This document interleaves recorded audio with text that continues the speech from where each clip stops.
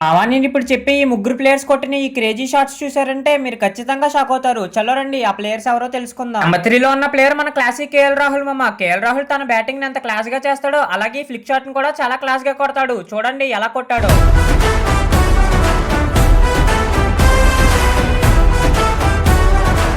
Number 2లో ఉన్న player మన కింగ్ విరాట్ కోహ్లీ మామ. విరాట్ కోహ్లీ అగైనెస్ట్ సౌత్ ఆఫ్రికాతో ఆడుతున్న ఈ మ్యాచ్ లో కొట్టిన నో లుక్ షాట్ కి మొత్తం స్టేడియం అంతా హోరెత్తిపోయింది.